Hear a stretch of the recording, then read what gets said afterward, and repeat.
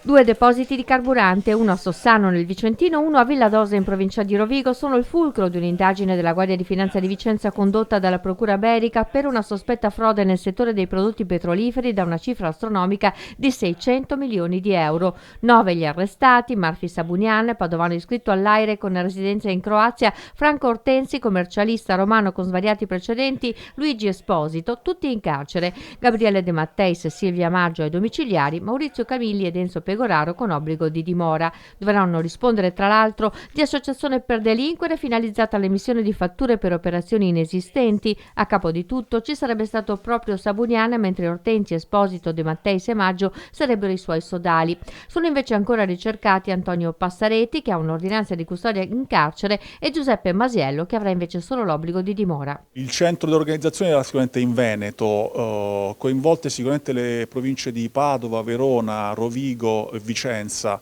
grazie sia per la presenza di alcuni di questi soggetti che sono stati attinti dalla misura cautelare oggi, sia per la presenza delle società, alcune le più importanti che erano quelle che triavano le fila dell'illecito commercio, ma sia anche per le numerose pompe bianche che erano poi la parte terminale di ramificazione e distribuzione di questo prodotto illecitamente acquistato. Il soggetto di maggiore rilievo, quello che abbiamo definito il capo e il promotore dell'associazione per delinquere, era padovano, il Sabujan. Intorno ad esso ruotano altre persone. Fondamentale il ruolo del commercialista romano, ma si tratta di un professionista che, come emerge anche dalle operazioni di intercettazione, metteva a disposizione le sue competenze per tutti, e tra l'altro c'era questo radicamento vicentino, perché a Sossano era ubicato il deposito di carburanti di Almi SRL. La Almi SRL aveva sede a Vicenza, tra l'altro, quindi Vicenza costituiva in qualche modo l'epicentro di questo disegno. Una frode complessa che ha diramazioni sicuramente nel territorio vicentino, dove aveva sede il deposito a Sossano della Almi SRL, ma con diramazioni e uno sviluppo sull'intero territorio nazionale, con il coinvolgimento di numerose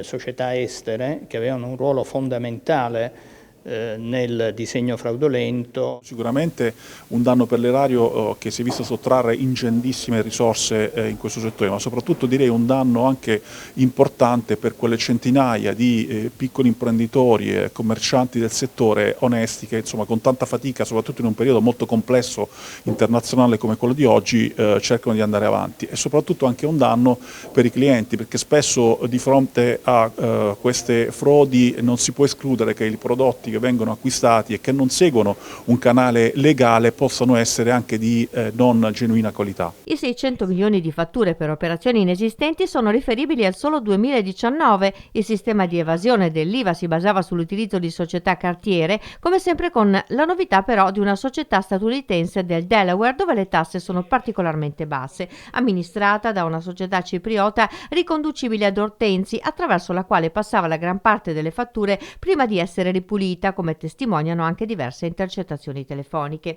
Oltre a 3 auto e 250 conti correnti sono stati sequestrati 32 beni immobili, tra cui una villa con piscina sulle colline di Livorno ed una a Bressanone, intestate fittiziamente ad una società di diritto croato riconducibile al Sabunian e amministrate da Prestanome, un'altra villa al Circeo, un ufficio a Roma ed altri immobili di pregio intestati ad una società statunitense del Delaware amministrata da una società cipriota riconducibile ad Ortensi, e ancora uno yacht di 14 metri ormeggiato nel porto turistico di San Vincenzo, intestato anche questo a società di diritto croato riferibile a Sabunian. Proprio in queste ore i miei finanzieri stanno sequestrando